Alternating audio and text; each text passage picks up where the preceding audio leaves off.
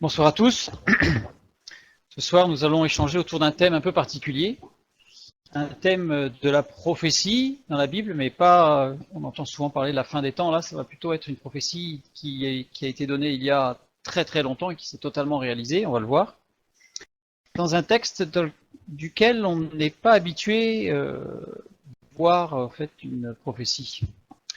Je vous propose de lire un texte de la Bible, et après on va rentrer dedans un petit peu.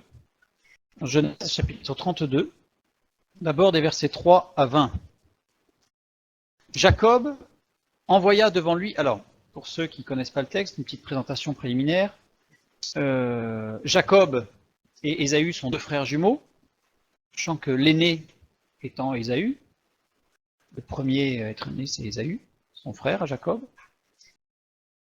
Il y a eu, on va dire, des disputes et différentes choses. Jacob n'a pas forcément très bien agi envers son frère n'a pas très bien agi non plus. Bref, ils se sont séparés et Jacob a été obligé de fuir puisqu'Ésaü voulait tuer son frère.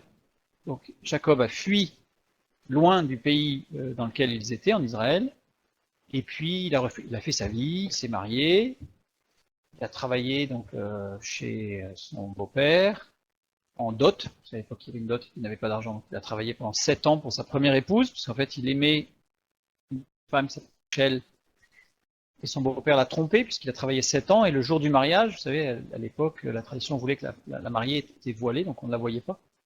Et en fait, il s'est rendu compte que son beau-père l'a marié avec la sœur aînée, qui s'est marié avec une femme qu'il n'aimait pas. Et donc, il a encore travaillé 7 ans pour pouvoir se marier avec celle qu'il aimait. Donc, il s'est retrouvé avec 2 femmes, servantes, des enfants, beaucoup d'enfants. Il avait 12 enfants et une fille, enfin 12 garçons et une fille, pardon, ou 13 enfants. Et un jour, Dieu lui dit, eh bien, maintenant, rentre au pays. Rentre au pays. Et Jacob, qui est dans la Bible, est un homme de foi, quand on va en parler, eh bien, sur cette parole de Dieu, Dieu lui dit, rentre, je te protégerai, il n'y aura pas de problème. Et Jacob dit, ben on rentre. Et il prend toute sa famille, ses serviteurs, son troupeau, qui était immense, puisqu'il a acquis énormément de biens, et il est parti en paix jusque pour rentrer chez lui, jusqu'à Jérusalem. Et là, on arrive à un passage en cours de route. Voilà ce qui se passe. Jacob envoya devant lui des messagers à Ésaü, son frère, au pays de Séhir, dans le territoire d'Édom. Il leur donna cet ordre. Voici ce que vous direz à mon seigneur, Ésaü. Ainsi parle ton serviteur Jacob. J'ai séjourné chez Laban, Laban étant son beau-père, et j'y suis resté jusqu'à présent. J'ai des bœufs, des ânes, des brebis, des serviteurs et des servantes, et j'en face à tes yeux. Les messagers revinrent auprès de Jacob en disant, nous sommes allés vers ton frère Ésaü, et il marche à ta rencontre, avec 400 hommes. Jacob fut très effrayé, saisi d'angoisse. Il partagea en 2 camps les gens qui étaient avec lui, les brebis, les bœufs et les chameaux, et il dit, si Ésaü vient contre l'un des camps et le bat, le camp qui restera pourra se sauver. Jacob dit, Dieu de mon père Abraham, Dieu de mon père Isaac, Éternel qui m'a dit, retourne dans ton pays et dans ton lieu de naissance, et je te ferai du bien. Je suis trop petit pour toutes les grâces, pour toutes les fidélités dont tu as usé envers ton serviteur, car j'ai passé ce Jourdain avec mon bâton, et maintenant je forme 2 camps. Ça, c'est le texte. Voilà. Donc, a priori, rien de très difficile à comprendre. Et il n'y a rien de très difficile à comprendre, puisque, on va le voir, le texte biblique n'est pas une allégorie, il s'agit bien de ce qui s'est passé. Et on va voir que, intégré dans ce texte, Dieu parle d'autre chose.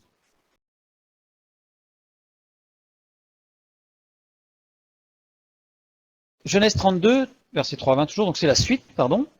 Et Jacob qui prie et qui dit, délivre-moi, je te prie, de la main de mon frère, de la main d'Ésaü, car je crains qu'il ne vienne et qu'il ne me frappe avec la mère et les enfants. Et toi tu as dit, d'ailleurs une faute de frappe, je te ferai du bien, et je rendrai ta postérité comme le sable de la mer, si abondant qu'on ne saurait le compter. C'est dans ce lieu-là que Jacob passa la nuit, il prit de ce qu'il avait sous la main pour faire un présent à Ésaü, son frère, 200 chèvres et 20 boucs, 200 brebis et 20 béliers, 30 femelles de chameaux avec leurs petits qu'elles allaitaient, 40 vaches et 10 taureaux, 20 ânesses et 10 ânes. Il les remit à ses serviteurs, troupeau par troupeau, séparément, et il dit à ses serviteurs, passez devant moi et mettez un intervalle entre chaque troupeau. il donna cet ordre au premier.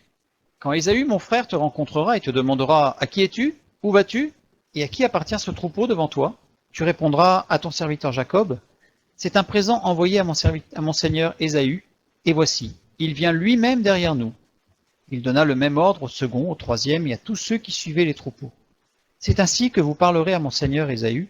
Quand vous le rencontrerez, vous direz, « Voici ton serviteur Jacob vient aussi derrière nous, car il se disait, je l'apaiserai par ce présent qui va devant moi. Ensuite, je le verrai en face et peut-être m'accueillera-t-il favorablement. » Là, on voit toute un peu une sorte de stratégie mise en place par Jacob vis-à-vis de son frère Ésaü. À la lecture de ce texte, on est amené, surtout quand on a l'habitude du texte biblique, à quelques questions. Jacob envoya des messagers devant lui à Ésaü son frère au pays de Séhir en terre d'Édom. Le terme en hébreu qui est utilisé dans la Bible pour messager, c'est malak. Or, malak, ça désigne des anges. Il n'y a aucun autre passage dans la Bible où un homme a pu prier Dieu et a demandé à Dieu d'envoyer un ange quelque part. Donc ça interpelle, ça pose question. Sachant que dans la Bible, on voit bien que ce n'est pas un homme qui dit à un ange d'agir, c'est Dieu qui dit aux anges d'agir. Là, ça pose problème. Pourquoi Jacob envoya-t-il des anges devant lui, Panaïm? La question qu'on peut se poser, c'est redondant. C'est-à-dire que, est-ce que vous avez déjà vu quelqu'un envoyer des messagers derrière lui? Assurément non. Donc dans le texte biblique, il n'y a pas de redondance, il n'y a pas de terme inutile, il n'y a pas d'erreur. Donc forcément, il y a une redondance. Pourquoi insister? Pourquoi le texte biblique insiste-t-il sur le fait que Jacob a envoyé des messagers devant lui? Est-ce qu'il pouvait en envoyer derrière? Non. Ensuite, il envoie des messagers devant lui à Ésaü, son frère. Une nouvelle redondance. Est-ce que vous connaissez un autre frère à Jacob? Non, il n'avait qu'un frère. Est-ce que vous connaissez un autre Ésaü dans la Bible? Non, il n'y en avait qu'un. Donc pourquoi écrire que Jacob envoie des messagers devant lui à Ésaü, son frère? Ésaü, c'est forcément son frère. Donc forcément, quand je lis le texte, je me dis, il y a forcément quelque chose derrière cela. Ce n'est pas inutile. Au pays de Séhir, en terre d'Édom, Séhir. Ésaü n'est pas en Séhir. Ésaü est en Israël. Comment le sait-on?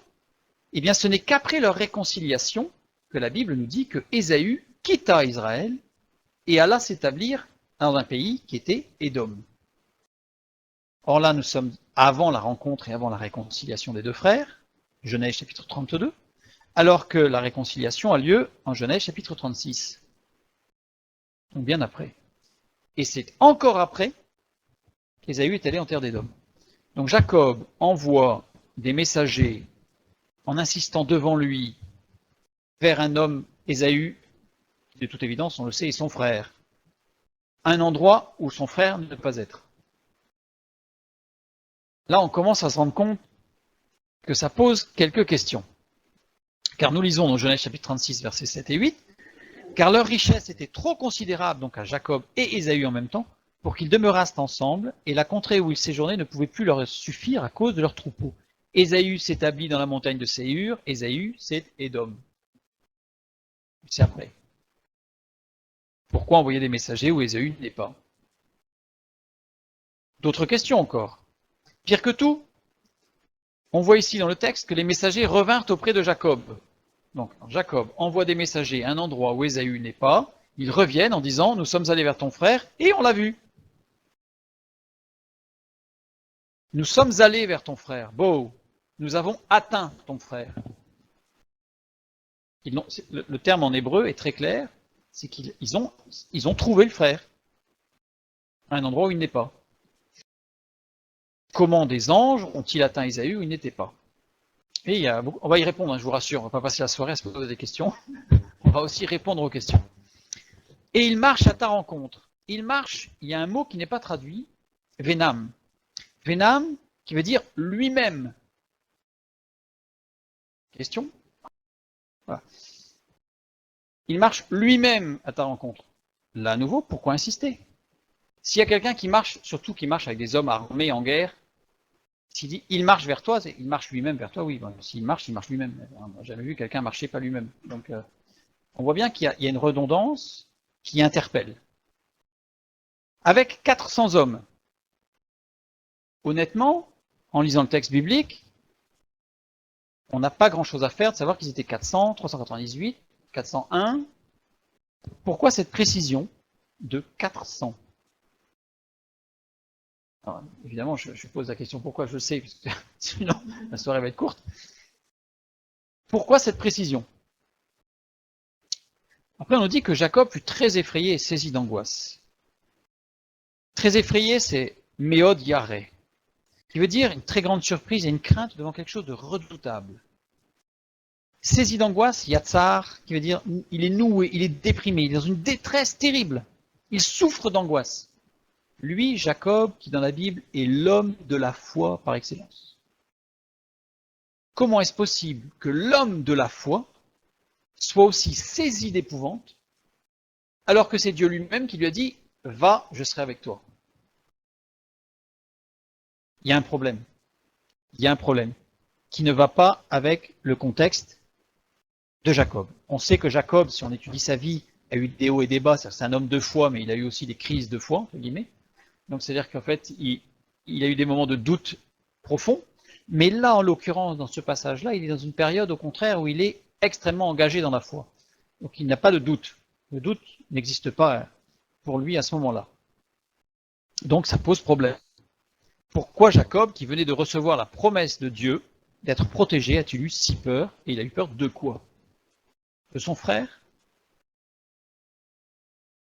Et encore des questions, et après on a fini. Il partagea en deux camps les gens qui étaient avec lui, les brebis, les bœufs et les chameaux, et il dit, si Ésaü vient contre l'un des camps et le bat, le camp qui restera pourra se sauver. C'est une attitude qui peut se comprendre, surtout comme je l'ai dit dans l'introduction, que Jacob ayant deux femmes, il pouvait séparer son camp en deux avec une femme de chaque côté et des enfants, ça il pouvait sauver, et dans le pire des cas, l'un des deux camps. Mais il y a un souci, c'est que quand on lit plus loin, quand ils se sont rencontrés, les deux frères, en Genèse 33, des versets 1 à 7, nous lisons Jacob leva les yeux et regarda. Et voici Ésaü arrivé. Ça y est, c'est la rencontre. Ésaü, levant les yeux, vit les femmes et les enfants, et il dit, qui sont ceux que tu as là? Et Jacob répondit, ce sont les enfants que Dieu a accordés à ton serviteur. Donc, le texte nous dit que Jacob a séparé son camp en deux, et au moment de la rencontre, Ésaü dit, mais c'est qui ces gens? Et Jacob lui dit, bah, c'est ma famille. Voilà. En fait, il n'avait pas séparé son camp en deux. Alors, certains commentateurs, vous pouvez trouver parfois dans les Bibles certains commentaires que je trouve succulents. Certains commentateurs vont dire, ah ouais, mais c'est parce que Jacob a mis les chameaux d'un côté et sa famille de l'autre. Parfaitement logique, comme ça, si Ésaü massacrait sa famille, il y avait au moins les chameaux de sauver. On voit bien que c'est une réponse qui n'est pas vraiment satisfaisante. Donc, ça pose une question. Voilà. Ça pose une question. Pourquoi avoir écrit que le camp de Jacob fut coupé en deux, alors que de toute évidence, ce ne fut pas le cas? Ensuite, une dernière question, puisqu'on aurait pu en avoir d'autres, mais on va s'arrêter après.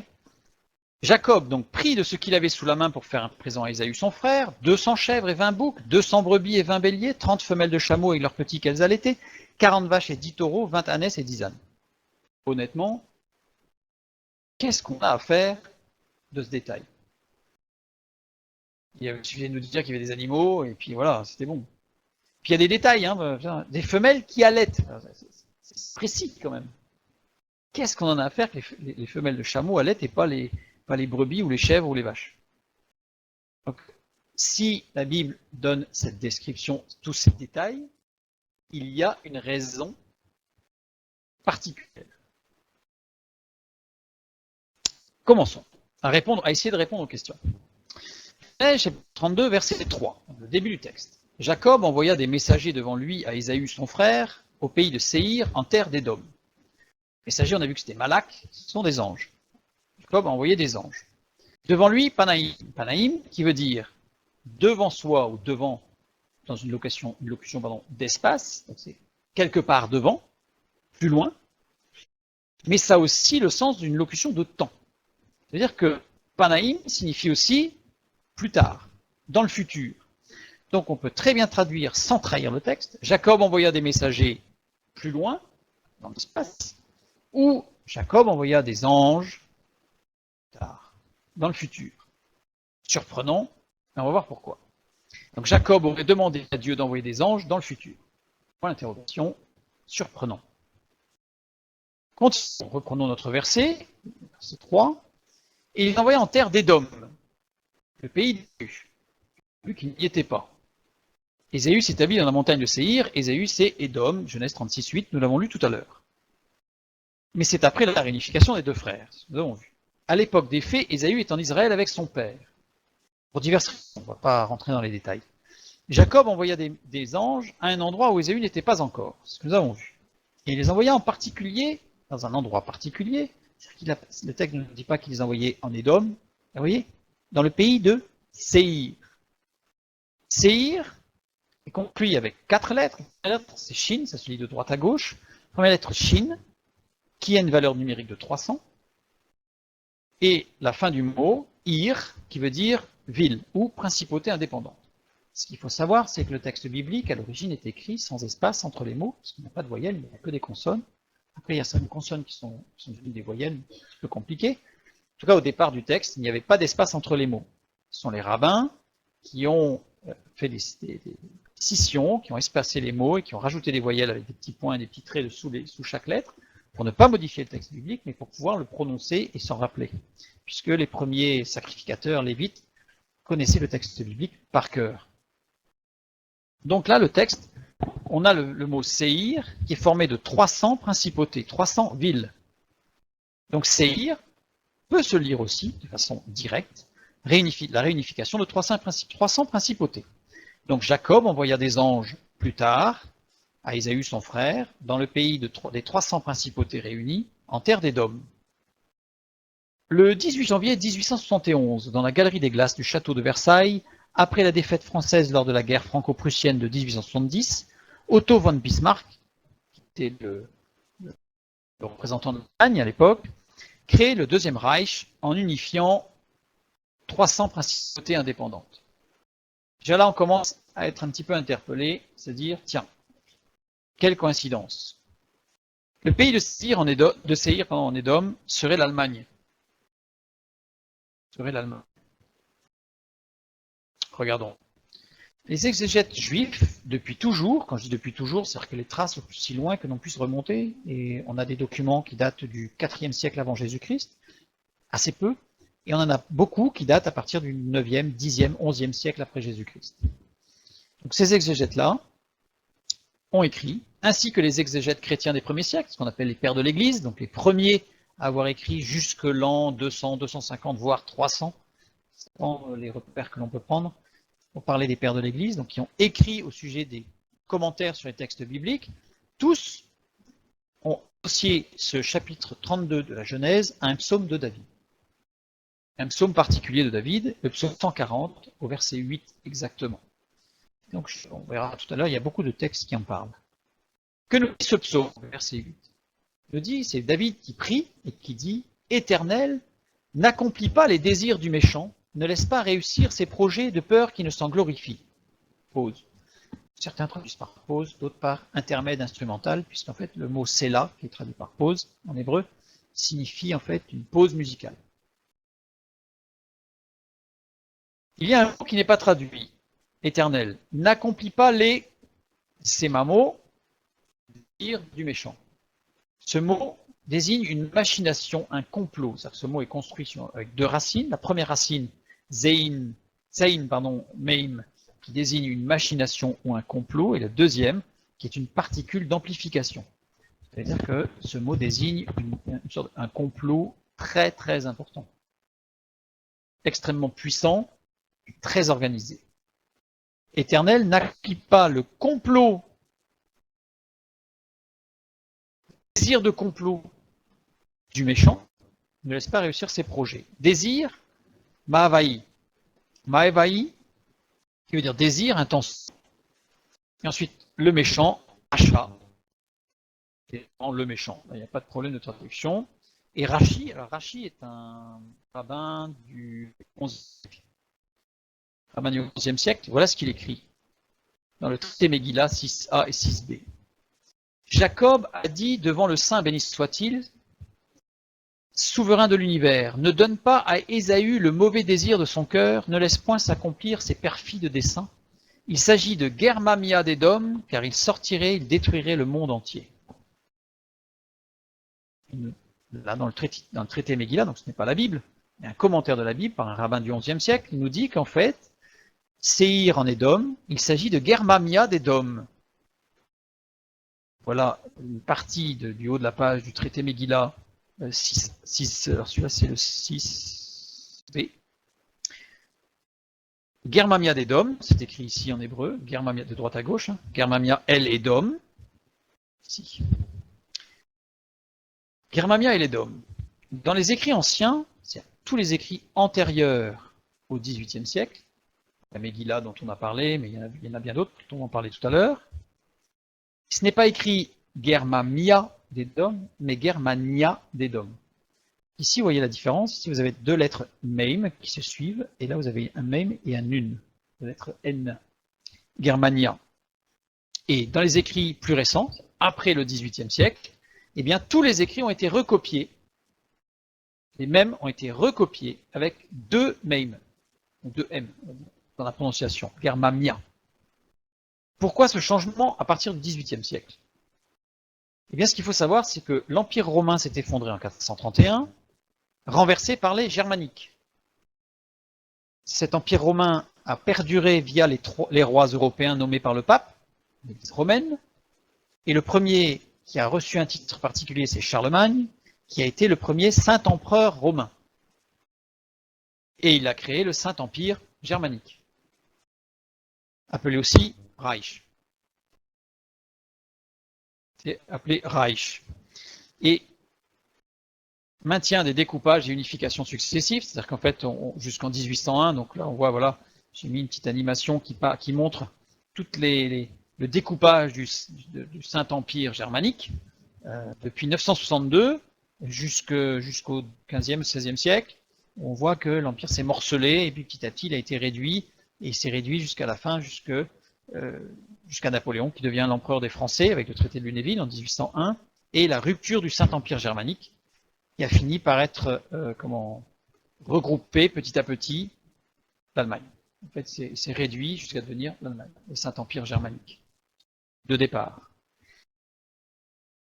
La Germanie, appelée en latin Germania Mania, est le nom donné dans l'Antiquité à la région d'Europe centrale et septentrionale séparée du monde romain par le Rhin et le Danube, et s'étendant approximativement à l'est jusque la Vistule. Bibliquement, Édom représente l'Occident. Ça, on le sait dans plusieurs passages. Plus particulièrement, l'Europe du Saint-Empire germanique, dans les prophéties de Daniel et de l'Apocalypse. Donc en fait, quand les rabbins ont écrit avant le XVIIIe siècle qu'ils nommaient Germania, ça allait. À partir du XVIIIe siècle, ça commençait à craindre, puisqu'il y avait une énorme communauté juive en Allemagne.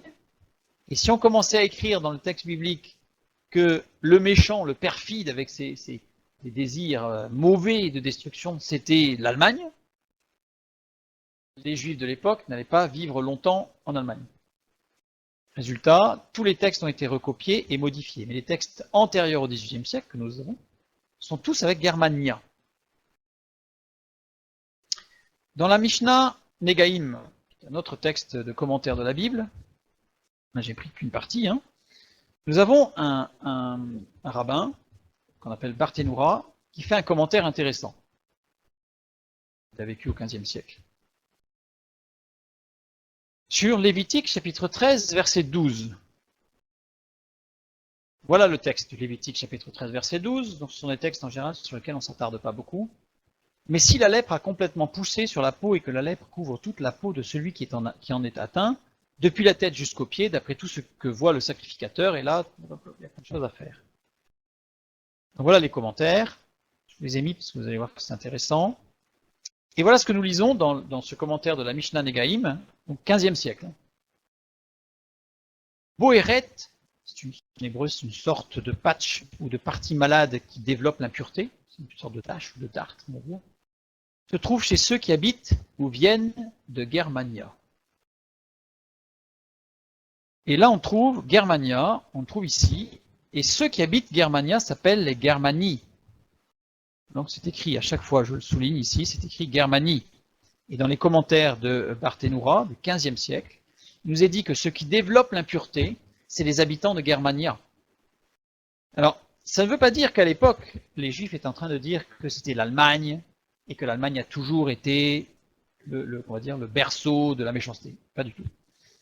Ils sont en train de dire qu'à un moment donné, il y aura Germania. Et dans le texte biblique, par rapport à la prophétie que nous avons vue tout à l'heure de Jacob, Séhir, ce ne sera pas avant, de toute façon, que les 300 principautés soient réunies. Donc les principautés, on l'a vu, ont été réunies en 1870 par Otto von Bismarck. Ça veut dire que de toute façon, avant, les textes bibliques ne visaient pas spécialement l'Allemagne. C'est ceux qui habitent Germania. La réunification des 300 principautés. Ce mot Bohéret, que l'on trouve aussi dans Lévitique chapitre 13 au verset 2, voici le verset, lorsqu'un homme aura sur la peau de son corps une tumeur, une dartre ou une tache blanche, qui ressemblera à une plaie de lèpre sur la peau de son corps, on l'amènera au sacrificateur Aaron ou l'un de ses fils qui sont sacrificateurs. La tache blanche, justement, c'est Bohéret. Bohéret, qui vient de Bahir, qui signifie comme le soleil. C'est-à-dire que ça a été traduit par une tache blanche, mais littéralement, il faudrait dire comme le soleil. Le soleil est-il blanc? Plutôt jaune. Or, on ne va pas l'étudier, mais tout ce passage du Lévitique au chapitre 13 parle de ceux qui ont des poils ou des cheveux bohéret, c'est-à-dire comme le soleil, blond. Blond. Certains commentateurs rabbiniques ont affirmé que les gens de Germania étaient blonds. De ces textes-là. On ne va pas rentrer trop, parce que c'est très fastidieux. Mais en tout cas, dès le XVe siècle, nous avons des textes qui nous disent « Et les gens de Germania seront de grands blonds ». On parle de Germania, pas forcément de l'Allemagne, j'insiste. Dans les textes, d'autres textes, basés sur le Lévitique toujours, montrent que ceux de Germania, c'est-à-dire les Germani, on les retrouve tout le long des commentaires, les Germani, parce que pour information, même après le XVIIIe siècle, Germania a été changé en Germania, mais Germanie est resté Germanie. Les habitants de Germania.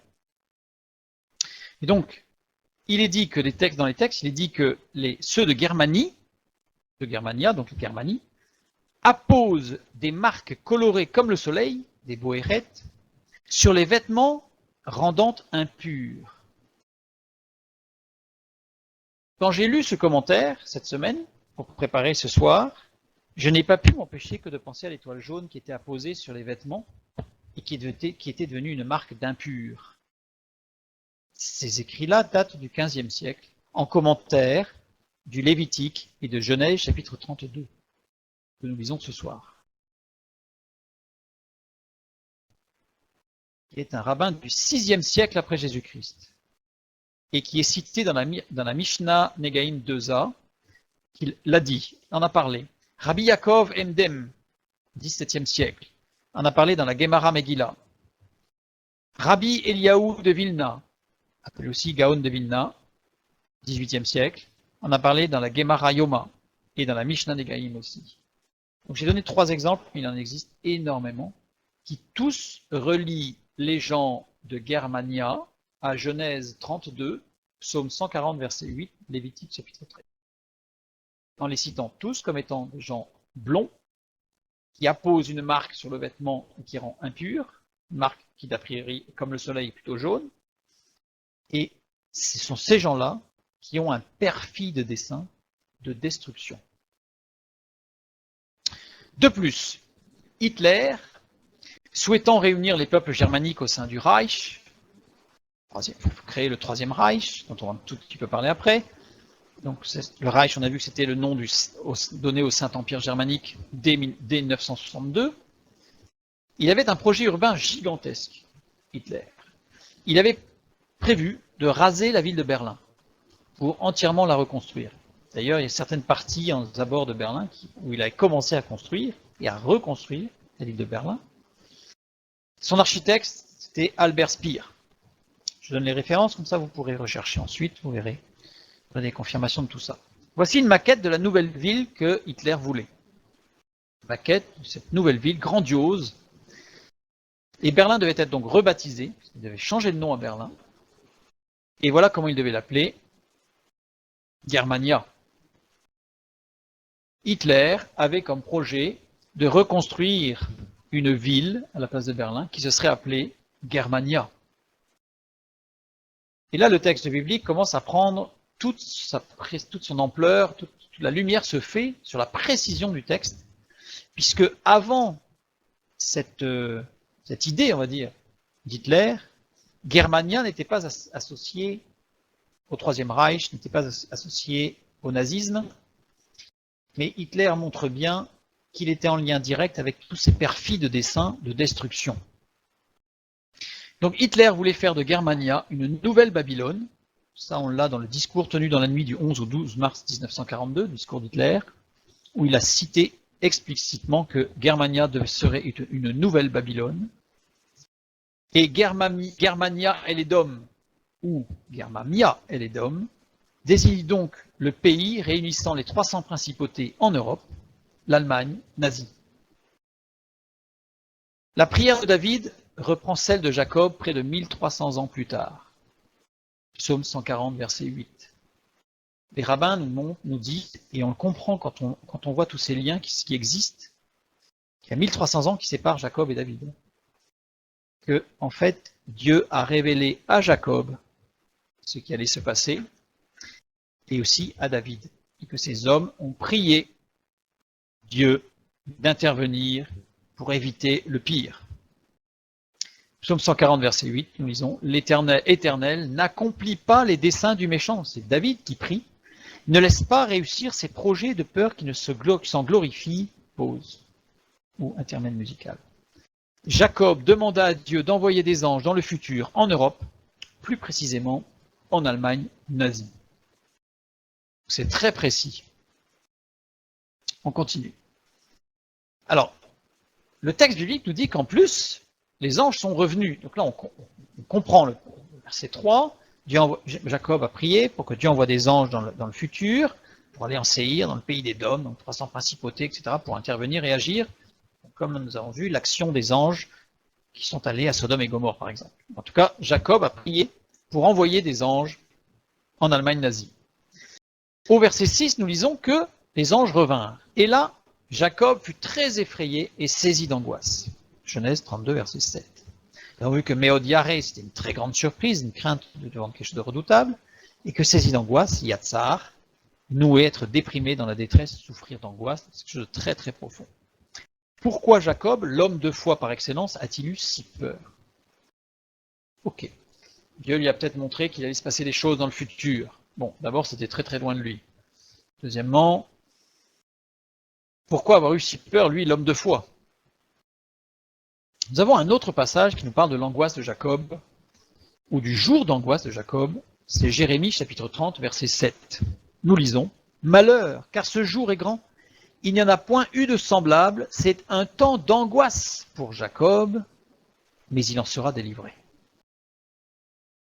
Temps d'angoisse, c'est un nouveau mot en hébreu qui va nous décrire un petit peu plus les raisons de l'angoisse. C'est tsara.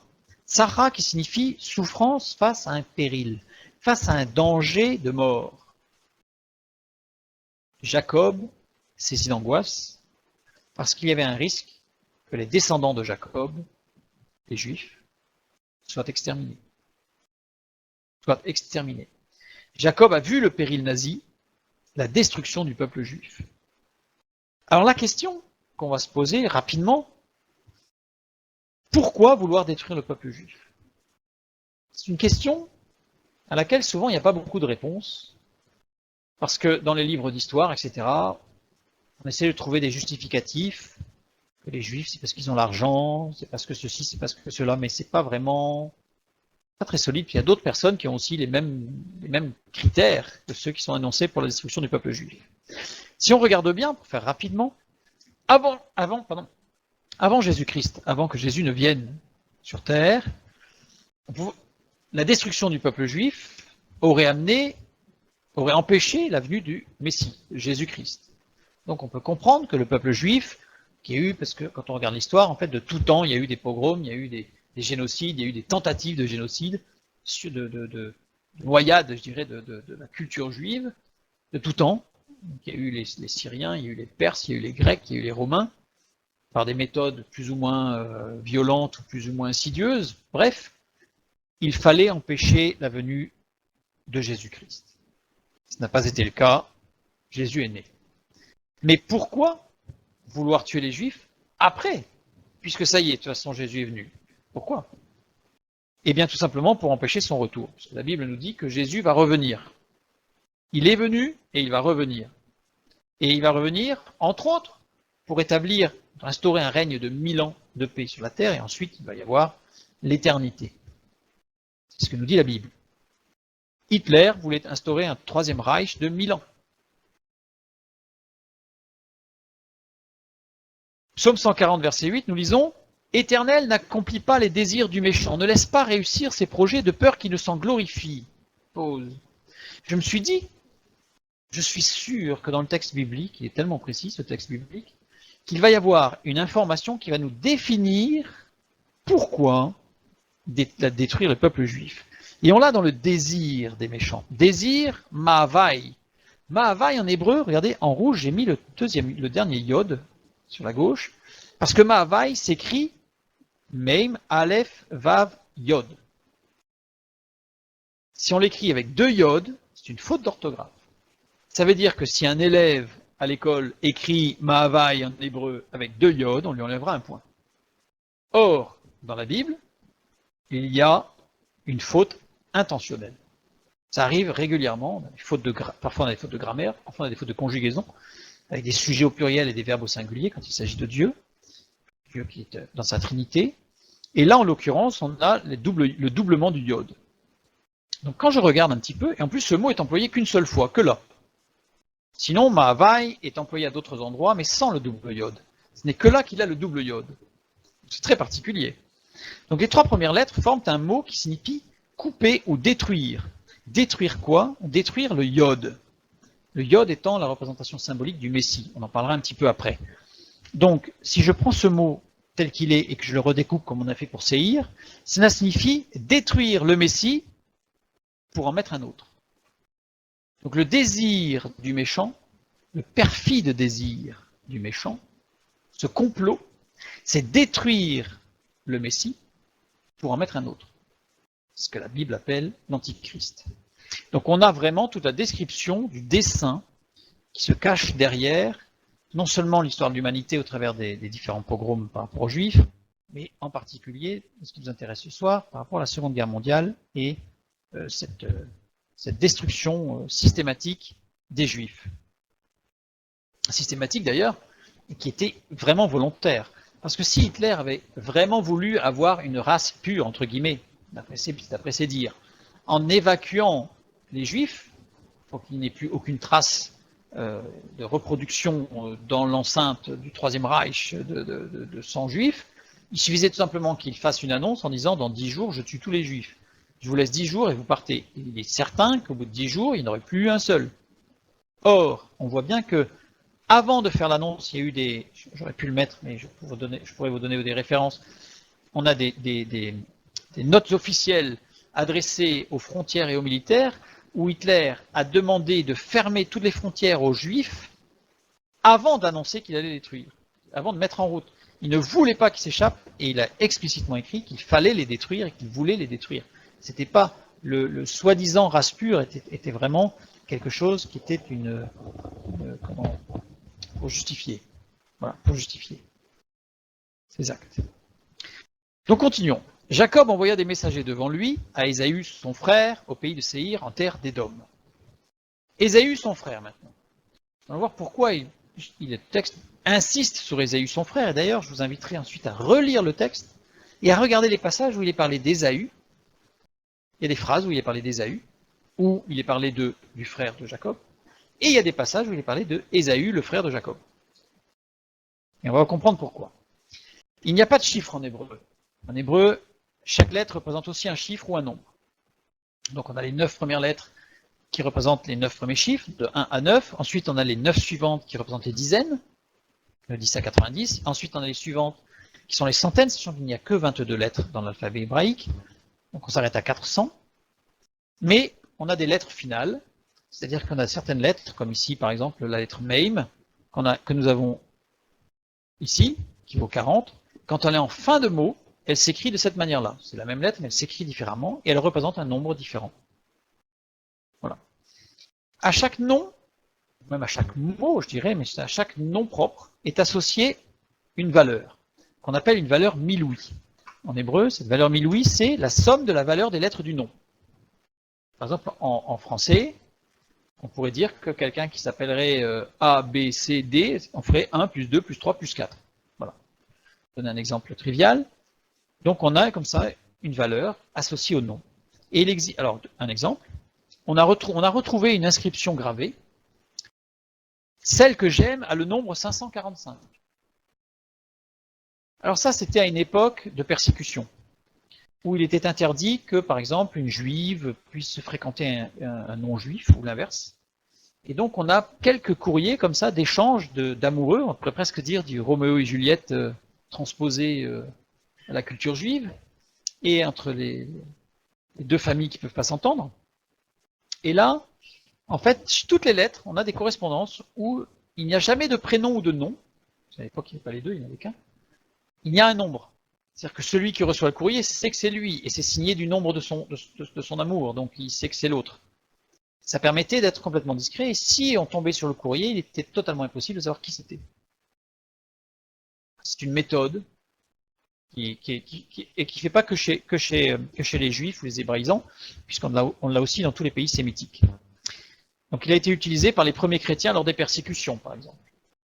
On a plusieurs textes des premiers chrétiens qui échangent des courriers, mais pour ne pas mettre de nom, mais pour qu'en même temps celui qui reçoit le courrier sache de qui ça vient, c'était signé par la valeur miloui de son nom.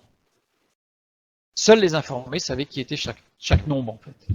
On a un autre exemple qui, lui, est très très connu, c'est la valeur dans Apocalypse 13, 18, que celui qui a de l'intelligence calcule le nombre de la bête, car c'est un nombre d'hommes, et son nombre est 666. Pas la peine d'avoir la superstition de voir un 666 écrit quelque part, c'est simplement, à l'époque, c'était très fréquent, d'utiliser la valeur miloui d'un nom pour nommer la personne. Il existe donc, après cette valeur miloui, il existe une deuxième valeur qui est la valeur Kollel. C'est la valeur miloui plus 1. Pourquoi? Puisque le 1, c'est la valeur de la lettre Aleph qui représente Dieu. Donc, quand on calcule la valeur Kollel, c'est-à-dire qu'on considère, c'est une mise en situation de la personne dans le plan ou dans l'action de Dieu. Ça veut dire que ce n'est pas forcément quelqu'un de croyant. C'est pas forcément quelqu'un qui veut suivre Dieu. C'est quelqu'un qui intervient d'une manière ou d'une autre, non pas forcément dans le plan voulu de Dieu, mais dans les prophéties ou dans les textes bibliques. Pose une question, oui.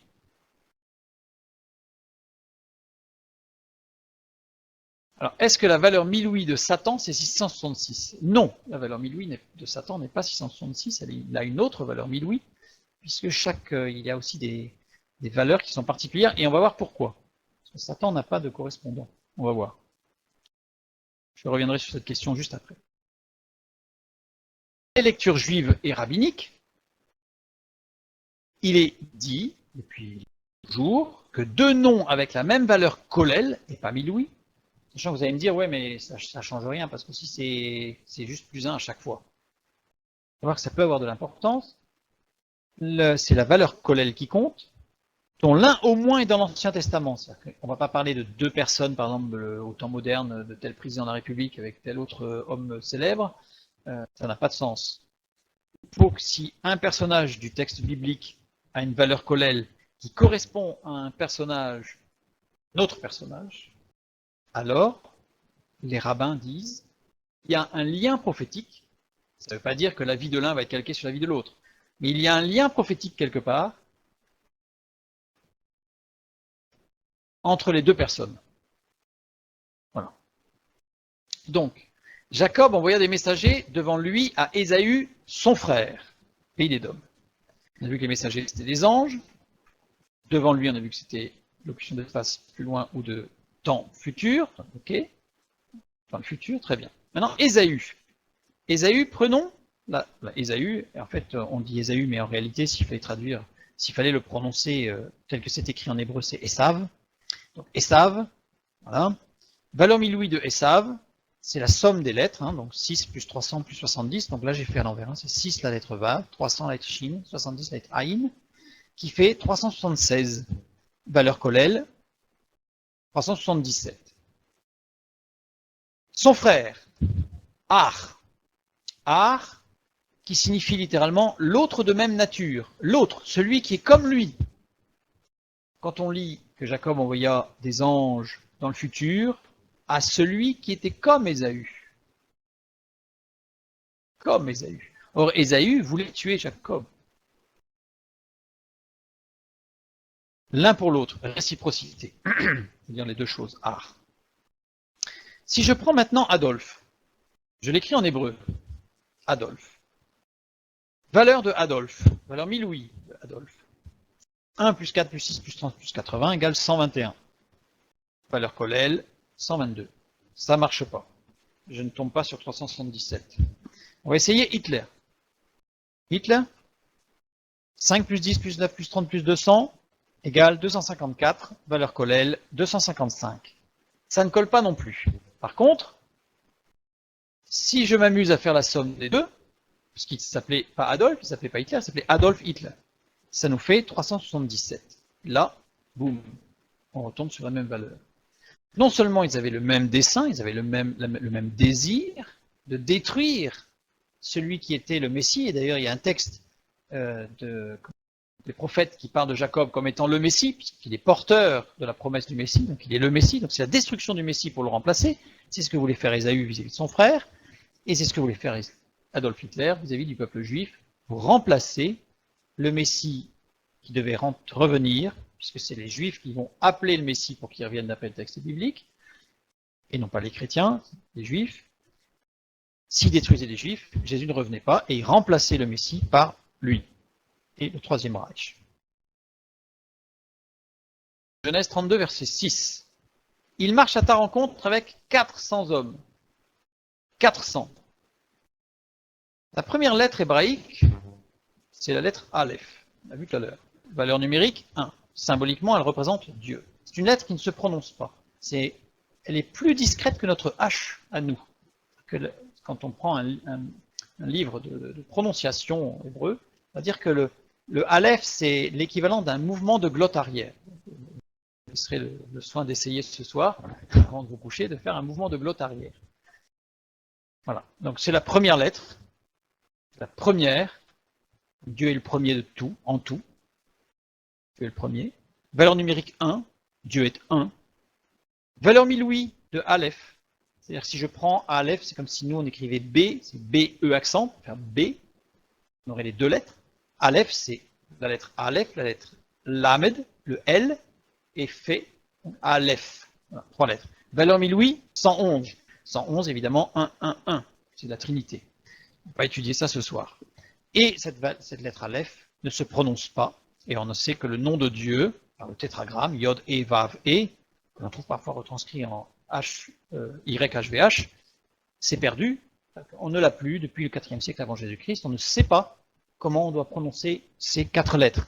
Alors on les prononce Yahvé parce qu'on rajoute les voyelles du mot Adonai, qui veut dire Seigneur. Alors vous allez me dire, oui, mais Adonai, c'est pas les mêmes voyelles que Yahvé. C'est parce que c'est un peu compliqué en hébreu, dans le sens où une lettre devant certaines consonnes va se prononcer de différentes façons en fonction de la consonne que c'est, et en fonction de sa place dans le mot. Voilà. Bon, en tout cas, ce sont les lettres de Adonai qui ont été insérées dans Yod et Vav et pour créer la prononciation de Yahvé.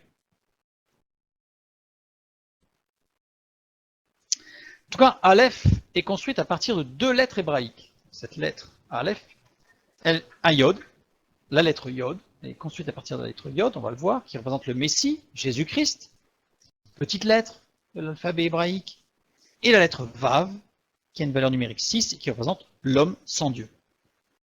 Donc voilà la construction de Aleph. On a un Yod sur le dessus, la lettre Vav qui est inclinée, et on a la lettre Yod qui est sur le dessous, à l'envers. On nous dit que dans les commentaires rabbiniques que le Yod sur le dessus est est à l'endroit, car le royaume du Messie, lui, est en haut. C'est-à-dire qu'en fait, en haut, c'est le royaume du Messie, c'est le royaume de Dieu. Donc là, il est dans la plénitude, il est à l'endroit. En dessous, il est à l'envers, puisqu'il s'est révélé en bas partiellement. Il ne s'est pas révélé dans sa toute puissance de la divinité, parce que sinon, il n'y aurait plus rien qui aurait tenu la route, tout aurait été détruit. Donc, il est à l'envers, puisqu'il s'est révélé partiellement en venant en tant qu'homme. Et au centre, ce qui fait la séparation entre le haut et le bas, eh bien, c'est le Vav, qui est entre le Yod, entre les deux Yods, car c'est le péché de l'homme qui fait séparation entre la relation avec Dieu. Voilà. Bloquer l'accès à en haut. Donc c'est la construction de la lettre Aleph qui représente Dieu dans son amour et dans sa puissance, dans son unité, sa sainteté. Ces trois lettres, Yod, Vav, Yod, ont une valeur miloui de voir 10 plus 6 plus 10 égale 26. Or, la valeur miloui du tétragramme, Yod et Vav et, que nous avons vu tout à l'heure, qui est le nom de Dieu, est 26. Donc, c'est une raison de plus pour lesquelles les exégètes rabbiniques montrent bien que le Aleph, tel qu'il est construit, est véritablement la représentation de Dieu. Il marche à ta rencontre avec 400 hommes, on va y venir. Avec 400 hommes, Mehat, et non Arba Mea. C'est-à-dire que normalement, si on doit écrire en hébreu, toujours pareil, très scolairement, 400, on va écrire Arba Mea. Mais on ne va pas écrire Mehat. Mehat, c'est une erreur, c'est une contraction, c'est pas de l'hébreu. Il y a une faute. Pourquoi? Ça interpelle forcément. Si on prend littéralement, rappelez-vous, le désir des méchants, c'était les trois premières lettres, Meim, Aleph, Vav. Destruction du Yod. Là, on a destruction du Tav.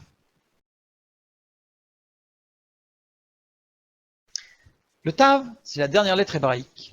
Tav. Valeur numérique, 400. On l'a vu tout à l'heure. 400 représente symboliquement dans la Bible la souffrance, le rachat. Abraham a acheté 400 cycles d'argent le champ pour enterrer sa femme. Il a racheté, acheté. On a des rachats où il y avait 400 jeunes filles qui ont permis de sauver la tribu de Benjamite, parce qu'il n'y avait plus de femmes, qui ont été tuées. Bref, 400, c'est le rachat. Le salut, j'ai mis les références pour ceux que ça intéresse. Et enfin, la croix de Christ. Parce qu'initialement, la lettre Tav avait cette forme. Initialement, la lettre Tav, elle s'écrivait comme ça. Au départ de l'écriture hébraïque, dans, on va dire, le proto-sinaïtique, tout début, c'est l'araméen, c'est le proto-araméen, elle avait cette forme-là. Comment le sait-on? On le sait parce que nous avons retrouvé des médaillons de l'époque des Maccabées, Maccabées c'est aux alentours des 400-500 avant Jésus-Christ, frappés de la lettre Tav. Et il y a écrit dessous Tav, et c'est ce symbole qui est écrit en 400 avant Jésus-Christ pour représenter la lettre Tav. Donc on sait que la lettre Tav, elle avait cette forme-là au départ. Elle est devenue ceci. Alors, je n'ai pas pris toute l'évolution graphique de cette lettre, mais elle est devenue ceci, puis en stylisé, ce qu'on appelle en flamme, ceci, la lettre Tav. Petit clin d'œil. Toute petite digression, parce que je trouve que c'est quand même très intéressant, pour ceux qui connaissent la Bible. À la sortie d'Égypte, les Hébreux durent sacrifier un agneau sans défaut et placer du sang de cet agneau sur les poteaux et le linteau de leur porte, et laisser le sang à l'extérieur pour ne pas être atteint par l'ange exterminateur.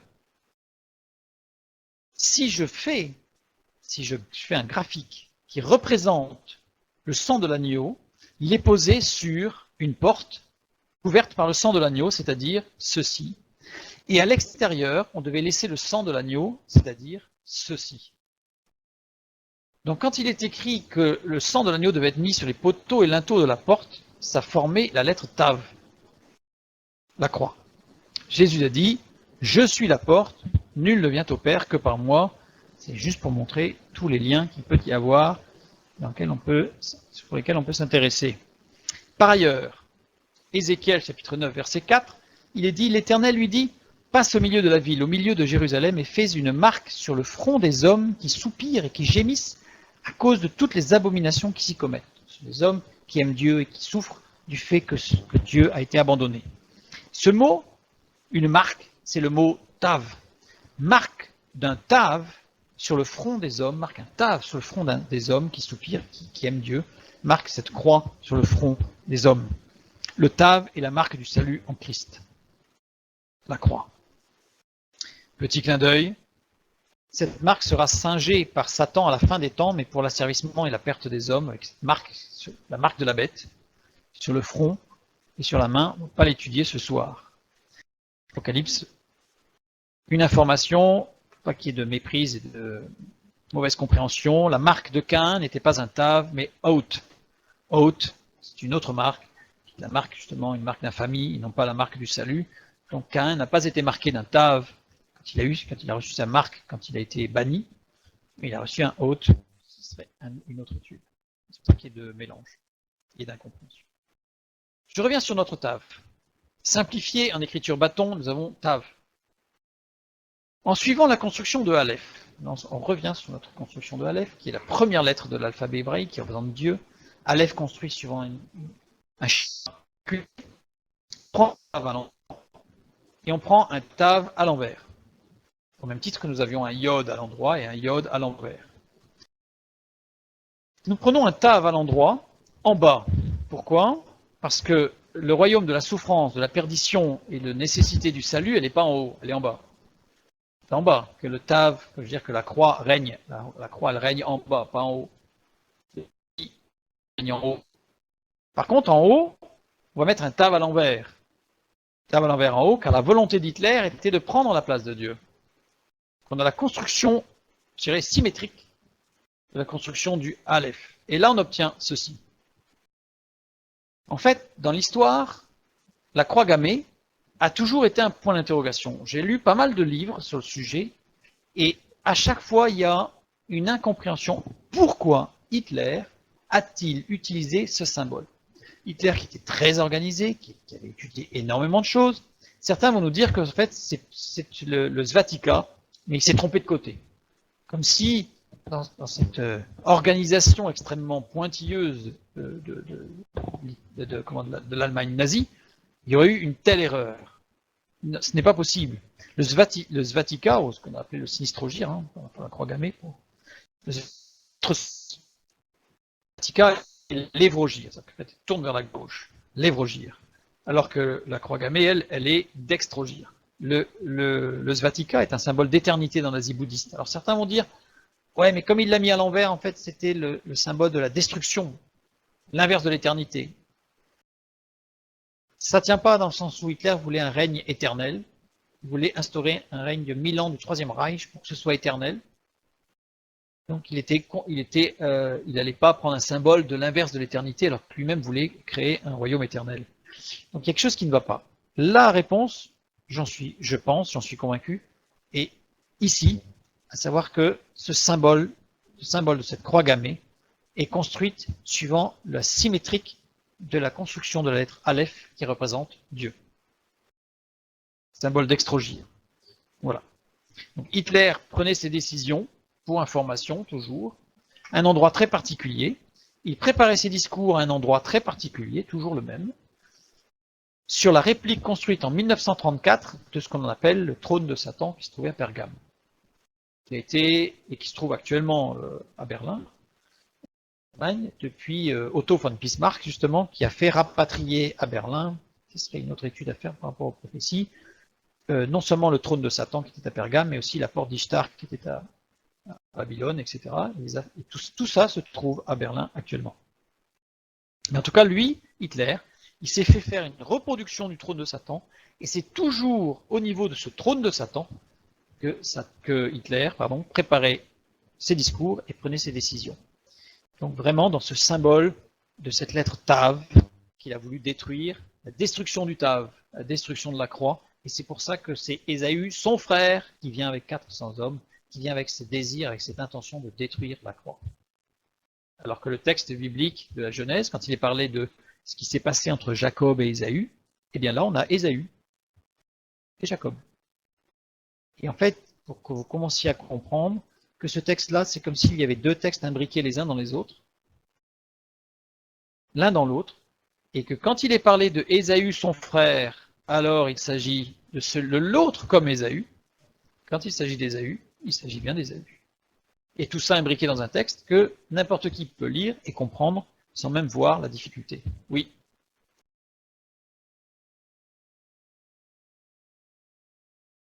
Alors pourquoi Jacob a demandé dans le futur, enfin, aurait demandé à des anges d'aller à cet endroit particulier? Parce que Dieu lui a révélé. Parce que Dieu lui a dit, voilà ce qui va se passer. Et Dieu lui a dit, parce que ça fait partie des choses qui sont, on va dire, des mystères de la vie spirituelle, c'est que Dieu est tout-puissant. Et vraiment, sans notre volonté. D'où la nécessité de la prière. Parce qu'on pourrait se dire, à quoi ça sert de prier? Il sait que j'en ai besoin. Au même titre que dans une relation de couple, si on commence à se dire, ça sert à rien que je lui dise que je l'aime, puisque de toute façon il le sait, ça va vite dessécher. C'est pas la peine que je lui fasse un cadeau, il sait que je l'aime. Il y a des choses qui se construisent que dans la relation. Nous avons été créés à l'image et à la ressemblance de Dieu. Cela signifie, on le verra quand on étudiera sur la création le 6e jour, l'homme a été créé. Nous avons été créés à l'image et à la ressemblance de Dieu, c'est-à-dire que nous sommes aussi relationnels, et que Dieu est relationnel, et il a créé l'homme pour être relationnel avec lui, pour être dans une relation vraie, directe avec chacun. C'est ce qu'il a fait avec Jacob. C'est ce qu'il a fait avec Jacob. Et Jacob a prié. David a prié. Donc, en tout cas, de son trône, c'est là qu'il a déclaré qu'il établirait un règne de 1000 ans, voulant ainsi devancer Jésus-Christ dans ses attributs royaux. Renverser la croix. Le désir perfide du méchant, de l'autre Ésaü. Alors maintenant, nous allons voir les détails de la liste des animaux offerts à Ésaü. Pardon.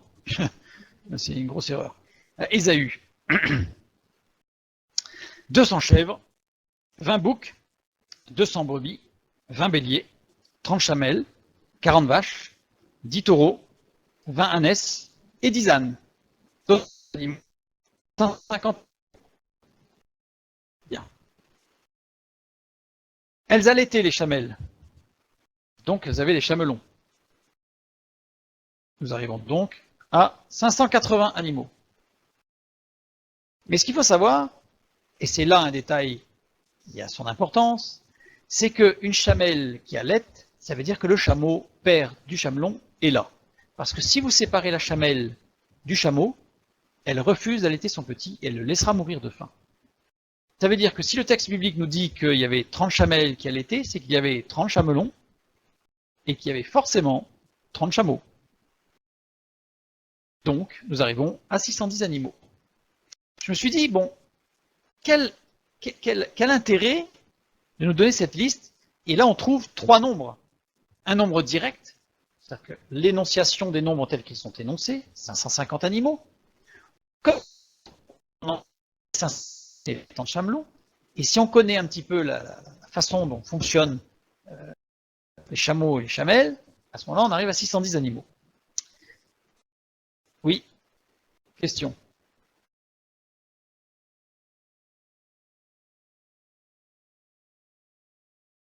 Alors comment est-ce qu'on sait que ce n'est pas une espèce de meute avec un chameau et 30 chamelles? Eh bien non, parce que justement, la chamelle, si ce n'est pas le père du petit, et il n'y a pas un chameau qui va pouvoir assurer 30, peut-être qu'un chameau pouvait avoir plusieurs chamelles. Chez certains animaux, ça se passe comme ça. Chez d'autres, ça ne se passe pas comme ça. Et a priori, chez les chameaux, ça ne se passe pas comme ça. Un chameau, une chamelle. Je suis sûr que le chameau va être fidèle à sa chamelle toute sa vie. Les animaux, les oiseaux qui, même si l'on les sépare, ne supporteront pas de s'accoupler avec un autre que celui avec lequel ils sont accouplés la première fois. Ils resteront toute leur vie attachés à leur partenaire, on va dire. Le chameau, lui, tant que le chamelon est là, il restera fidèle à sa chamelle, et la chamelle restera fidèle à son chameau. Bon. Nous avons un principe dans les textes bibliques, principe de la multiplication dans les énumérations et prophéties bibliques. C'est-à-dire que quand nous avons des énumérations dans les prophéties, nous avons 3 types. Nous avons la Méa, fois 100, le Élef, fois 1000 et la Revava fois 10 000. C'est-à-dire que dans les textes prophétiques, qui sont explicitement prophétiques, les nombres qui sont donnés sont à prendre soit tels quels, soit fois 100, soit fois 1000, soit fois 10 000. Bon, il y a des principes de lecture qui permettent de savoir quel est le coefficient de multiplicateur. En fait, si on prend, si c'est une prophétie Méa, une prophétie Elef ou une prophétie Revava, on ne va pas rentrer en détail. En tout cas, en ce qui nous concerne, nous avons vu qu'il s'agissait d'une prophétie, puisqu'il s'agit de quelque chose qui se passe dans le futur. Donc il s'agit bien d'une prophétie. Et notre prophétie, en l'occurrence, utilise la Revava, c'est-à-dire fois 10 000. J'en conclus donc que nous avons 550 fois 10 000 égale 5 500 000, donc 580 fois 10 000 égale 5 800 000, et 610 fois 10 000 égale 6 100 000. Nombre de juifs victimes du nazisme. Quelques recherches dans quelques ouvrages. Selon les sources européennes, il y a eu 5 500 000 juifs de tués. Si je prends les sources israéliennes, il y a eu 5 800 000 juifs de tués. Vous allez me dire, mais comment on va arriver? C'est qui va nous donner les 6 100 000? Eh bien, tout simplement, si on prend tous les juifs qui sont morts pendant l'exil en raison du nazisme, mais pas directement, pas dans un camp de travail ou dans un camp d'extermination ou fusillés ou tués d'une autre manière, il y a des gens qui sont morts parce qu'ils étaient en fuite et qu'ils sont décédés dans leur fuite, donc des gens qui sont, entre guillemets, transparents, c'est-à-dire des gens que l'on ne voit pas dans les statistiques. 6 100 000, 300 000. Comment on le sait? Parce qu'en fait, les archives, et c'est tout un travail qui a été fait par rapport à... Ah, j'ai oublié le nom, ça va me revenir. Yad Vashem. Yad Vashem, qui est le centre en fait, de la commémoration de tout ce qui s'est passé pendant la Seconde Guerre mondiale, et en particulier de toutes les personnes qui ont été tuées. Et il y a des gens qui ne font que ça, qui ne font que des recherches pour retrouver dans tous les documents les généalogies, et donc ils retrouvent les histoires, des gens qui ont fui, et ils peuvent retrouver parfois leurs traces d'une ville, ils sont passés par là, et à un moment donné on les a plus, et ils sont morts.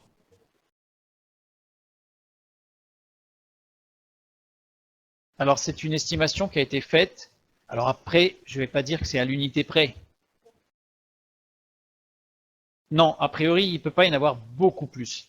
Avec toutes les recherches qui ont été faites, il ne peut pas y en avoir beaucoup plus parce qu'en fait, ils ont retrouvé quasiment la totalité des généalogies. Parce qu'en plus, les Juifs ont cette particularité, c'est qu'ils tiennent à jour leur généalogie. C'est très très important pour eux. Donc ça veut dire on retrouve les généalogies d'avant-guerre. Ça, on les trouve très facilement. Et donc, à partir de là, on connaît les gens. Et il n'y a pas eu des millions de bébés qui sont nés. Ça veut dire qu'on a la généalogie. Et même quand il y avait des naissances, de toute façon, les Juifs, c'était très important pour eux. C'était nécessaire pour eux de tenir une généalogie à jour. On a aussi beaucoup de traces de rabbins qui suivaient la communauté juive, on va en parler d'un, je crois, un petit peu plus loin, dont certains n'ont jamais donné aucun nom de milliers de juifs qu'ils connaissaient, malgré 2 ans de torture. Il y en a un, 2 ans de torture, 2 ans. 2 ans de torture quotidienne, il n'a pas donné un seul nom. Mais il avait tous les noms de tous les descendants. Voilà, c'est une culture très particulière par rapport à la nôtre. Je continue. D'où la nécessité ici, vous voyez, d'où la précision du texte biblique, de ne pas mentionner les 30 chameaux, mais de les sous-entendre, parce que ceux qui sont morts et qui sont transparents, ceux qui n'apparaissent pas sur des listes établies telles que les listes d'Auschwitz, Birkenau, etc., ceux-là, ils sont transparents, donc les 30 chameaux, ils étaient transparents. Et les 30 chamelons, pareil, puisqu'en fait, c'est une différence entre les sources européennes et les sources israéliennes, puisqu'il y a un décalage, puisqu'après, ça va dépendre, en fait, de la considération qui est juif, qui ne l'est pas, un. Deuxièmement, on a la difficulté de pouvoir qui est mort dans un camp de concentration et des suites du camp de concentration très rapidement après. Donc il y a des échelles certains ont donné des temps en disant celui qui est décédé 1 mois après être sorti du camp de concentration à la libération, on va considérer qu'il est mort dans le camp de concentration, les autres on va... Vous voyez la limite? Donc c'est pour ça qu'il y a une différence. Oui.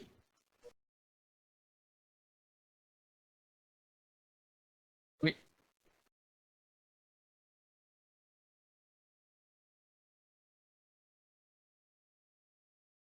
Ça, c'est intéressant ta question. Pourquoi autant d'animaux différents? Parce qu'on comprend bien, au travers de ce que nous avons vu, les 30 chamelles, les 30 chamelons, les 30 chameaux. pourquoi est-ce qu'il fallait pas directement dire que les autres c'était du bétail, quoi. Ouais, ouais, ça. Honnêtement, je pense qu'il y a une raison, mais je la connais pas. Ouais, je suis convaincu depuis longtemps qu'il y a une raison. Oui, je suis convaincu qu'il y a une raison. Pour l'instant, je l'ai pas trouvé. Je ne désespère pas. Je ne désespère pas de trouver pourquoi ce détail.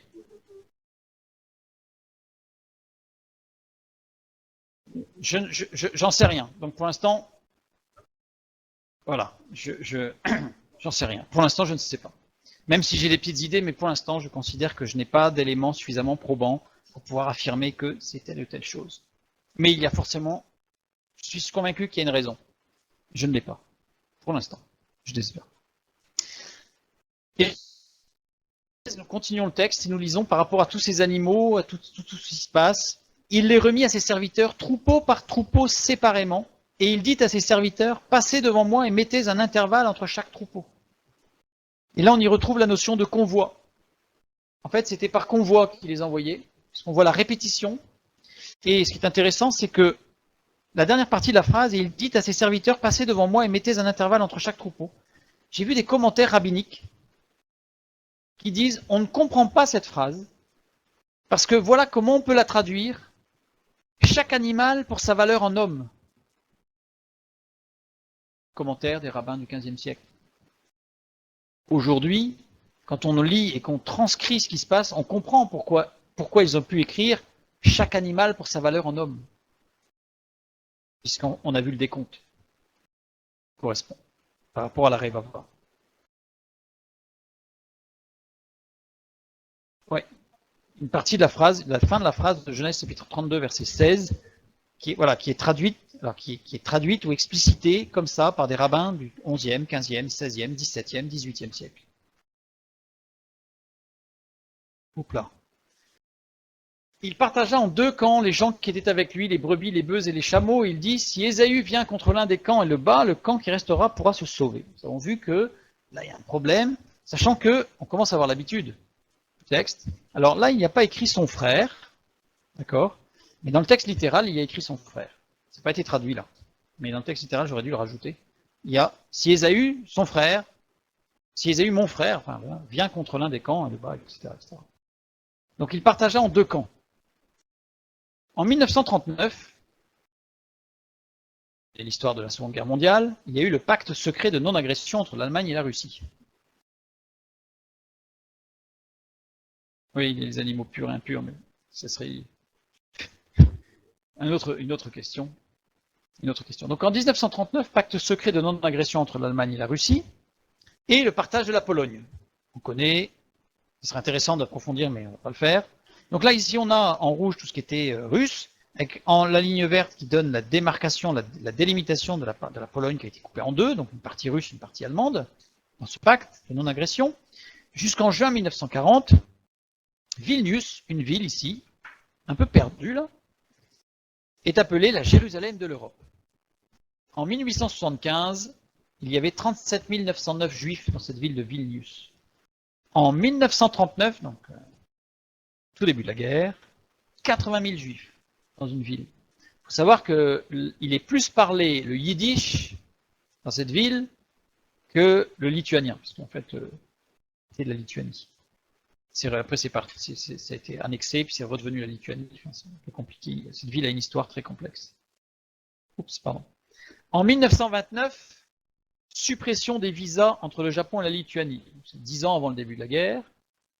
Là, la Lituanie était en très très bon terme avec le Japon, donc plus de visa pour passer de la Lituanie au Japon. Et en 1939, le vice-consul japonais Shunei Sugiura ignore les instructions du gouvernement japonais et délivre près de 10 000 visas. Il a délivré près de 10 000 visas en quelques jours. C'est-à-dire qu'en fait, il était secondé par des centaines de juifs qui écrivaient les noms de tous ceux qu'ils connaissaient, qui étaient juifs, de leur famille, de leurs amis, etc. Un peu la liste de Schindler. Ils ont écrit tout, et lui ne faisait que tamponner, signer, pour qu'il puisse s'échapper.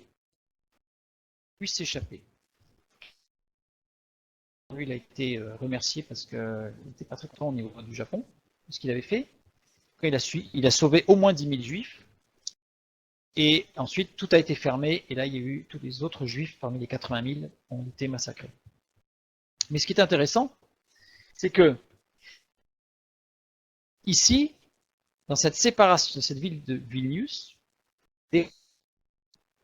en 1939, et j'ai pas mis son nom, mais je le rajoute pour la suite, je ne me souviens plus, un rabbin a écrit en 1939, il dit attention, tout va s'accélérer, nous sommes en grand danger. Et biblique de Genèse chapitre 32, nous devons diviser notre yeshiva en deux, parce que si l'une des deux est détruite, l'autre pourra susciter, ressusciter, ressusciter le judaïsme pour les juifs. La plus grande yeshiva, la seule yeshiva, c'est-à-dire école juive rabbinique du monde, en 1939, était à Berlin. Et plusieurs rabbins ont agi de façon très très rapide pour couper la yeshiva de Berlin en deux et l'amener où? À Vilnius. Parce que Vilnius était la seule ville qui avait été oubliée. Elle a été oubliée, j'ai oublié de le dire, elle a été oubliée dans le pacte germano-soviétique, pacte de non-agression. Ils ont tout découpé en deux. Et curieusement, il y a une ville qui n'avait aucun statut, Vilnius. Ça veut dire que les Juifs y étaient totalement libres. Et donc, la yeshiva de Berlin a été coupée en deux, d'après le texte de Genèse 32, et en disant, si l'une des deux est détruite par les soviétiques et l'autre par les Allemands, alors l'autre permettra au judaïsme de continuer et surtout de ressusciter après ce qui se passe.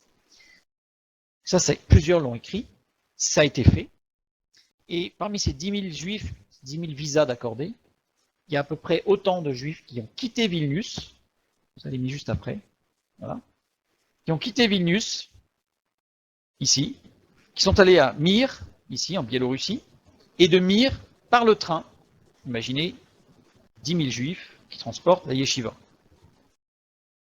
Si ça, c'est pas un miracle, dans un pays soviétique.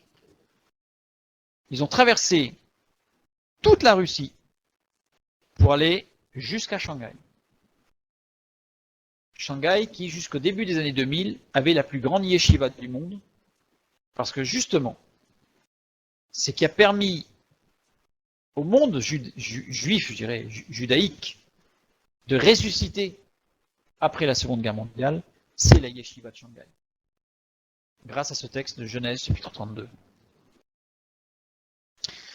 Les rabbins savaient qu'il fallait couper le camp en deux, et dès 1933, oui, c'est même 1933, le premier c'est Rabbi Levi Yitzhak Schneerson. Il a passé 2 ans à être torturé quotidiennement par les Allemands. Au bout d'1 an, les Allemands, ils n'en pouvaient plus de cet homme qui était... Imaginez, quand c'était l'heure de la prière, il n'ouvrait plus la bouche parce que c'était l'heure de la prière. Ils avaient beau le massacrer, il n'ouvrait pas la bouche. Et dès que l'heure de prière était passée, alors, quand c'était le Shabbat, il était impossible de sortir de sa cellule pour aller à la séance de torture. Parce que c'était Shabbat. Par contre, dès que c'était plus Shabbat, il y allait tout seul. Pas besoin de le porter. Il y allait, avec les gardes évidemment, mais il y allait. Vous imaginez, on a des commentaires des tortionnaires, il y a même des tortionnaires où il est écrit qu'ils l'envoyèrent vers les pires tortionnaires. Et même ces pires tortionnaires ont écrit, cet homme est remarquable, il a quelque chose de particulier, il est intouchable. Intouchable pas physiquement, mais il était imperturbable. C'est le seul juif qui, pendant toute la guerre, parce qu'il est décédé à la fin de la guerre d'une maladie, en 1944, mais pendant toute la guerre, c'est le seul juif dans tous les camps qui a gardé sa barbe. Ils n'ont jamais réussi à lui raser sa barbe.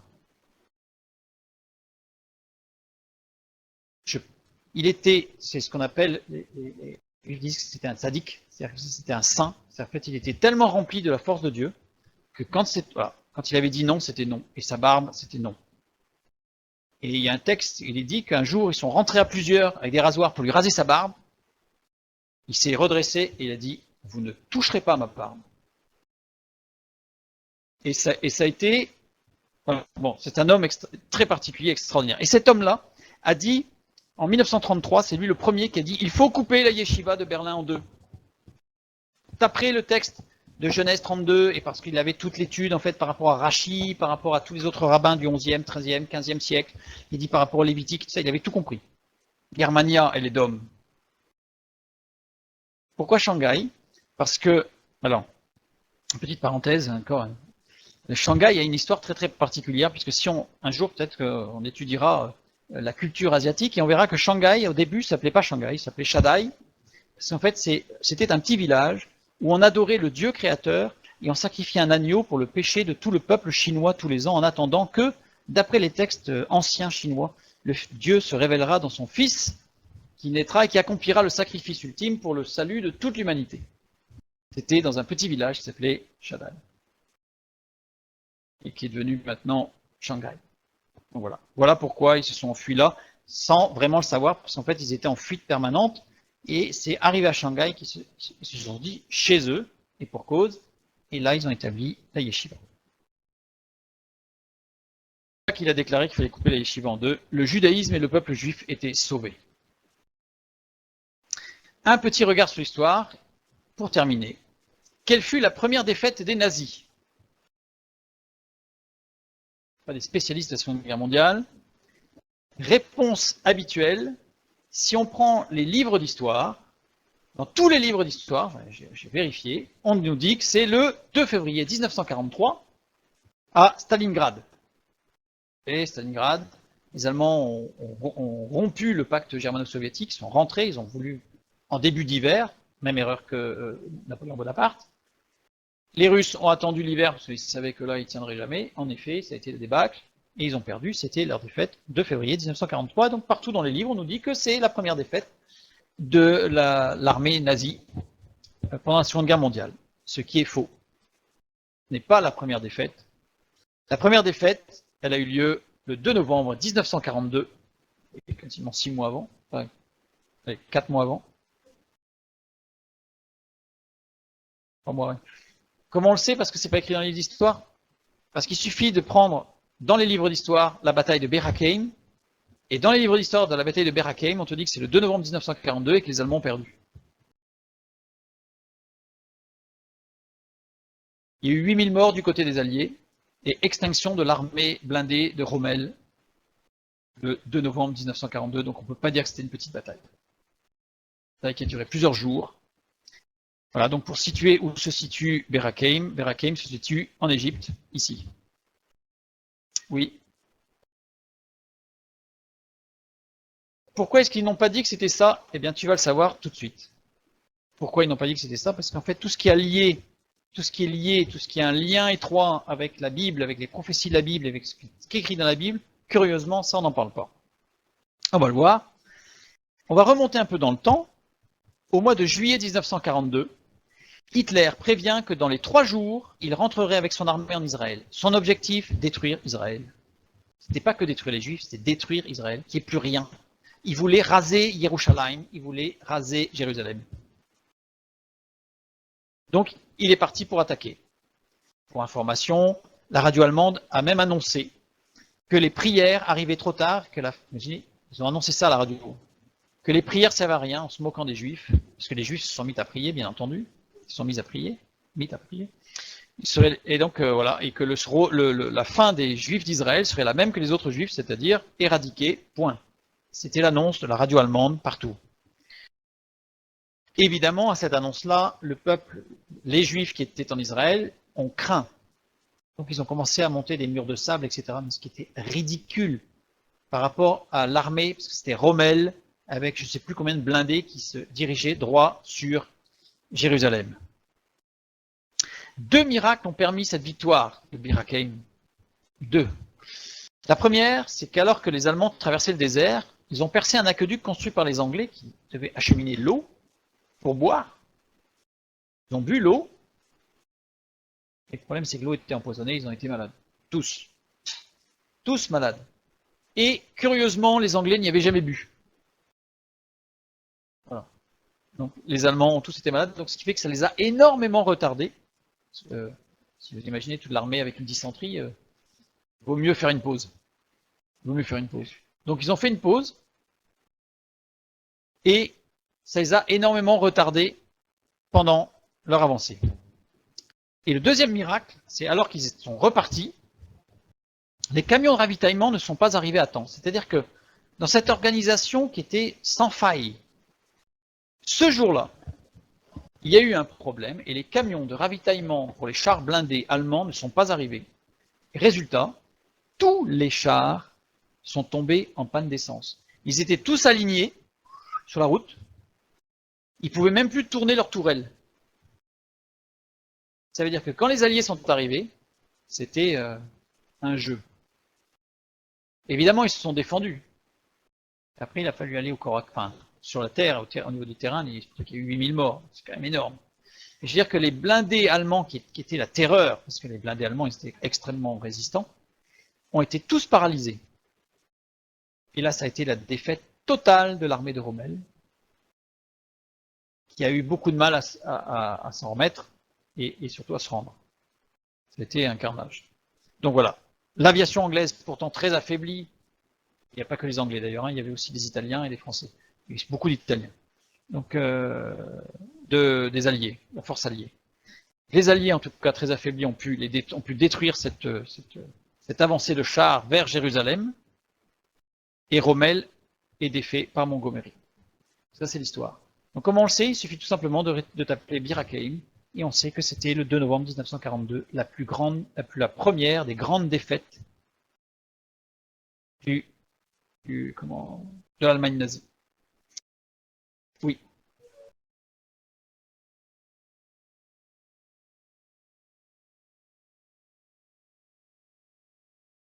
Alors, tu as raison. Oui, en tant que tel, ça n'a pas de rapport avec la Bible, sauf que dans la Bible, il est écrit que tous ceux qui s'attaqueront à Jérusalem seront détruits. Et là, si on regarde ce qui s'est passé, parce que, ok, on va dire que c'est des problèmes techniques, mais les Allemands, les Anglais, même non-croyants, hein, ont tous dit c'était un miracle. Alors, une question, est-ce que Hitler a ensuite essayé de retourner à Jérusalem? Il n'a pas eu le temps, vous allez voir pourquoi. Il n'a pas pu, parce que c'était le début de la fin. En fait, le début de la fin, c'est quand il a voulu s'attaquer à Jérusalem, et c'est ce que dit la Bible. Et il n'y a pas d'explication. Parce que quand on voit à l'époque, en plus, parce qu'il faut quand même savoir que l'État d'Israël a été proclamé après la guerre. Là, c'était des kibboutz. Là, il n'y avait rien. C'était des gens qui avaient une fourche pour se défendre. C'est la même chose que quand on entend la guerre des 6 jours. On a, je ne sais plus combien de centaines de chars blindés qui sont arrivés dans le sud d'Israël, et on a une bataille qui est très peu retranscrite dans les manuels, où on a, je crois que c'est 1000 prisonniers par une dizaine de paysans.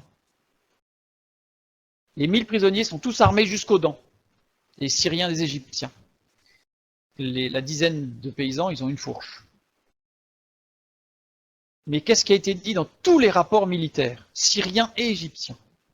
Ils ont tous dit qu'ils ont rendu les armes sans tirer parce qu'il y avait tellement d'hommes blancs autour qui ne touchaient pas par terre qu'ils ont rendu les armes.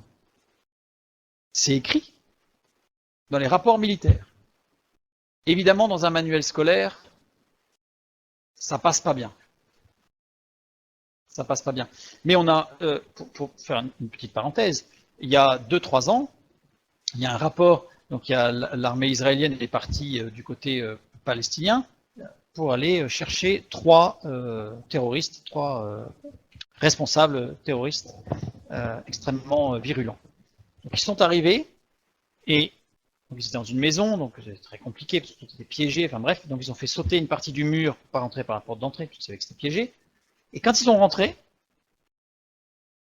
excusez les détails, hein, mais ces trois hommes qui étaient des méchants, au sens biblique, c'est-à-dire des gens qui ont tué de leurs mains, ils étaient en train de pleurer et ils avaient fait sur eux. Et ils criaient, en disant, sortez-nous de là, aux militaires israéliens, hein. Sortez-nous de là parce qu'il y a des hommes qui sont rentrés avant vous, ils faisaient au moins 2,50 m, ils ne touchaient pas par terre, et ils sont passés à travers les murs. Il se fait qu'il n'y a pas eu un seul coup de feu, ils se sont rendus et ils sont...